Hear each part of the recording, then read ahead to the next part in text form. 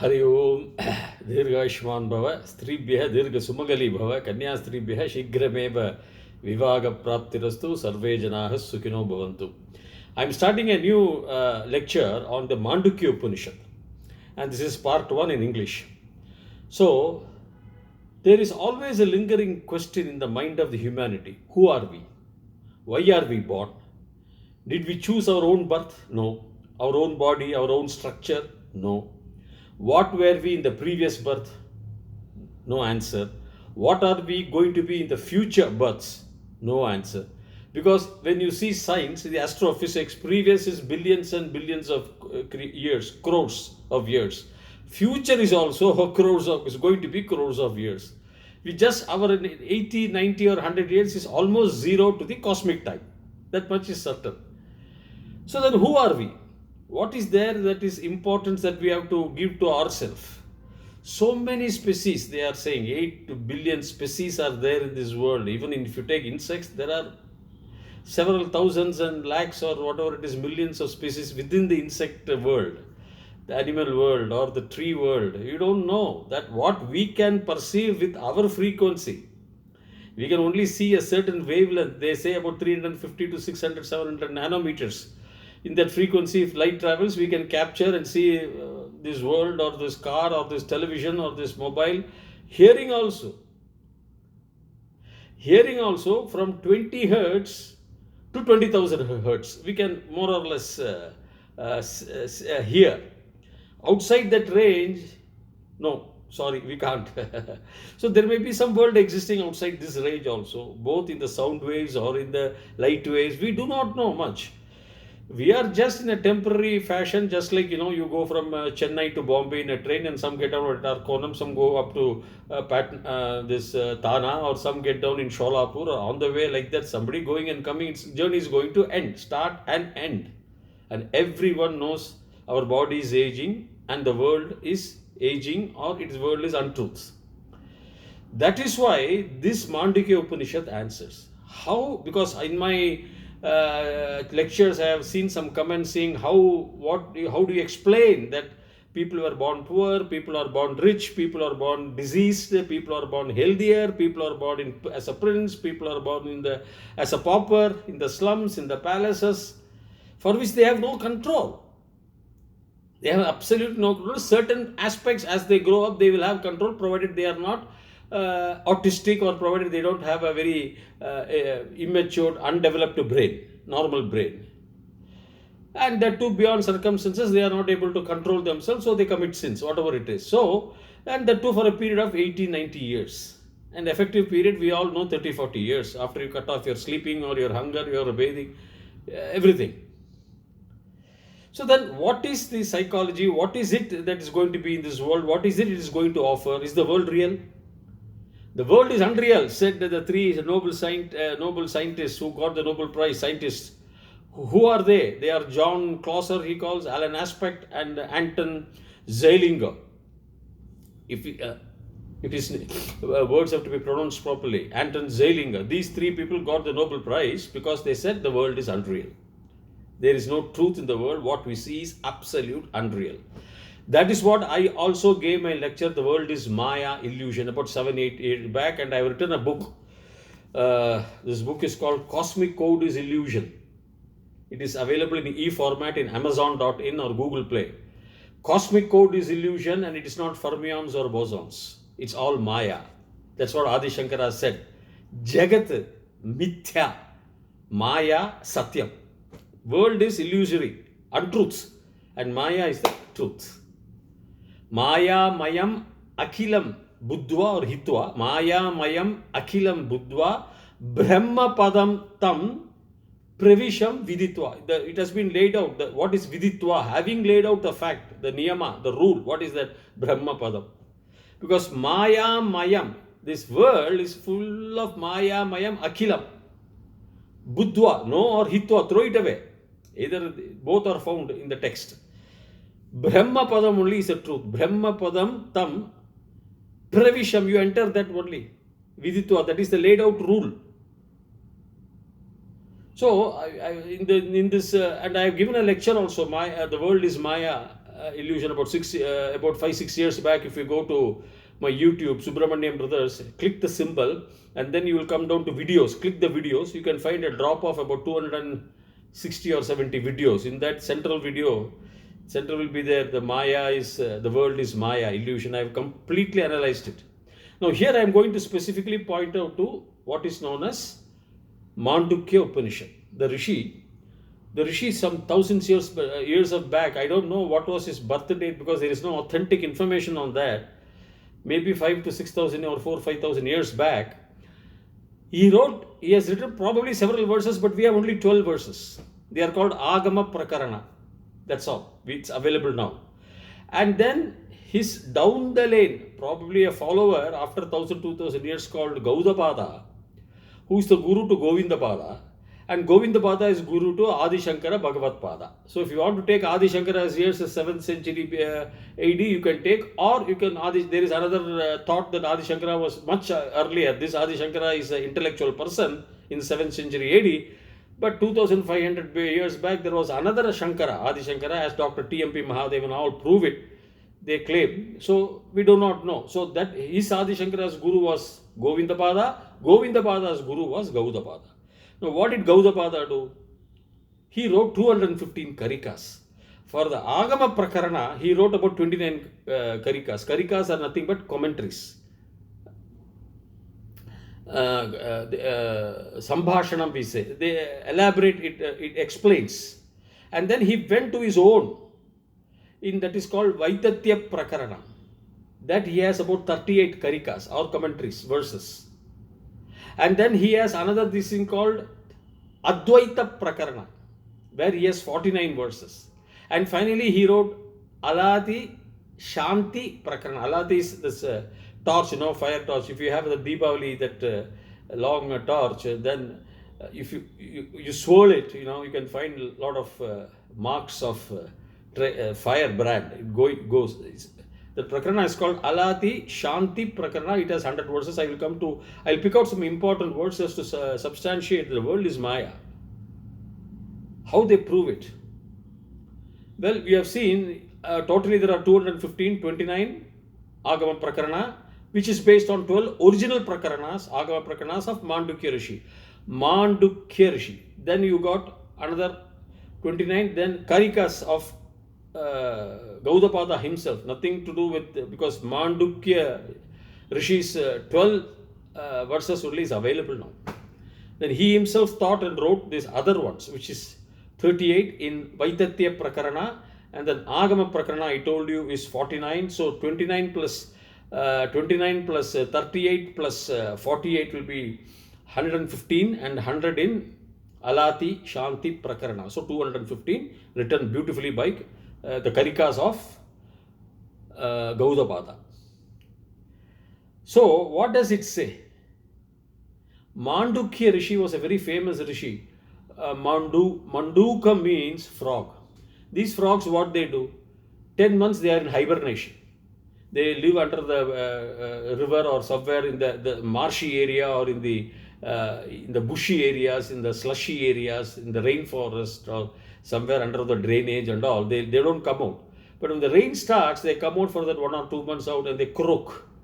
So likewise the Rishis, Mandukya means, the Rishi was called Mandukya. We do not know his original name also, because it was said that he always used to go for meditation, and then after that, like a frog, in 1 or 2 months he used to come out and give out his ideas, teach his Shishyas in a Gurukula Ashrama.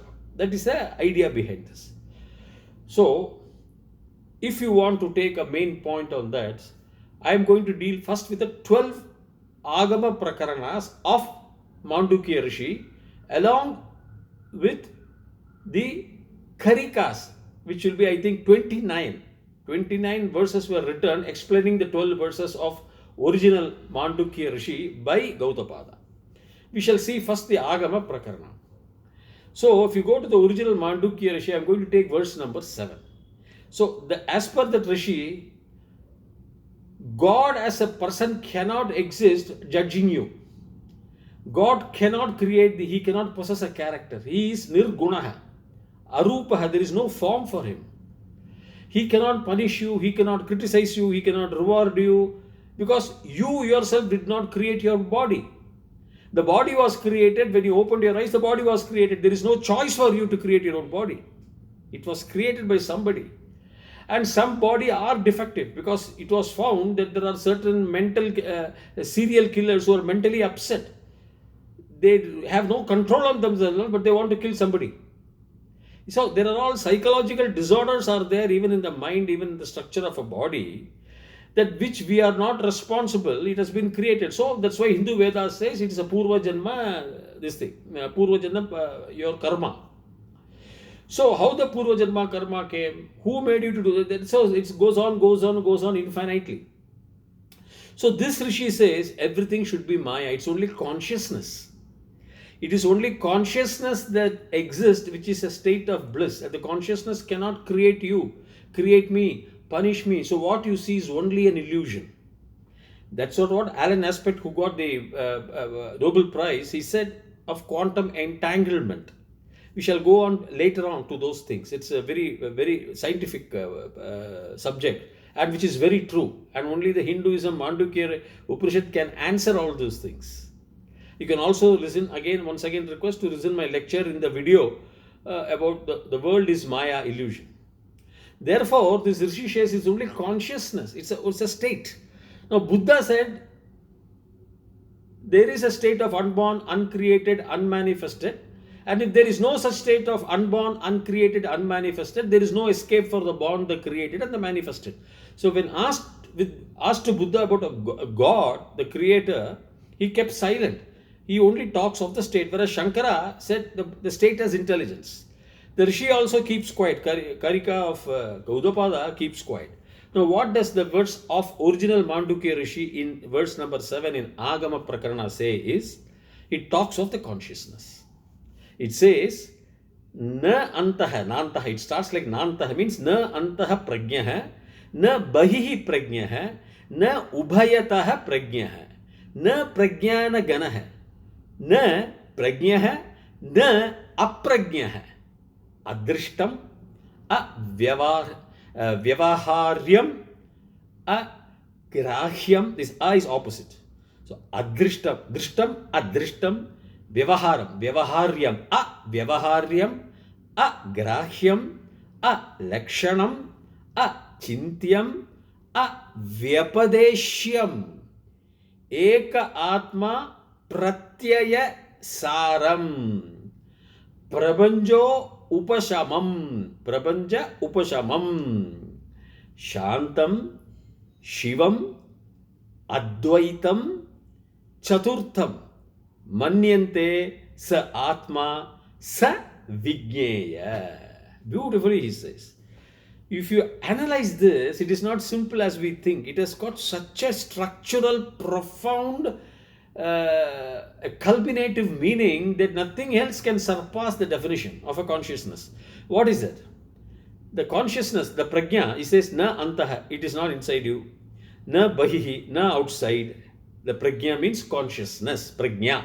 Na antaha pragyam, na bahihi pragyam, na ubhayataha. Ubhayataha, not both. The prajna is not both. Neither antaha nor bahihi nor both. Na prajnana ghanam. It is not a mass weight of consciousness. It is a thing called weight for it. And then he goes on to say, na pragyam. It is not consciousness. Na apragyam. It is not consciousness. I would not like to put the word as unconscious. That's a different meaning. Not consciousness. Na pragyam. Na, it's not consciousness.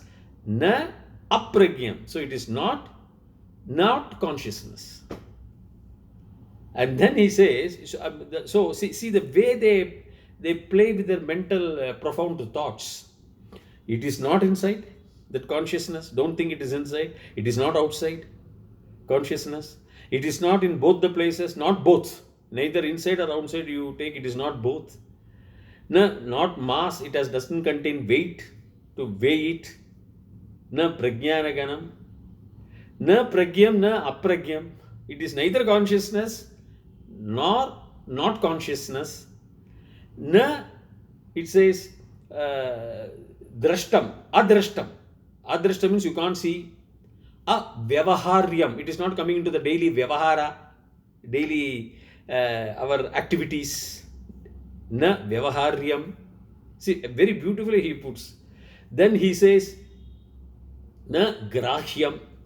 Grahana means you are catching something. You cannot catch it. Means you cannot assimilate it. You cannot analyze it. That's the meaning of grahya means to catch. Means physically, it's not the physical catch.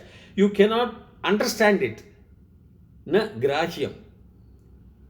It is very difficult to understand it. Alakshanam.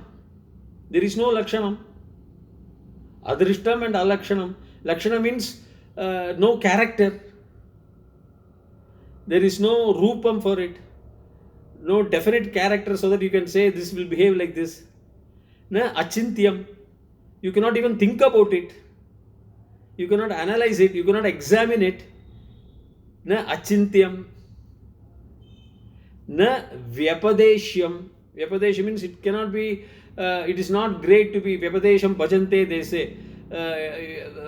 You cannot call it as a great or ungreat or dull or it does not have that character of the to be called as a great or to be called as a fool or like that. Eka Atma, it's only one Atma, it is not two Atmas, three Atmas. Eka Atma.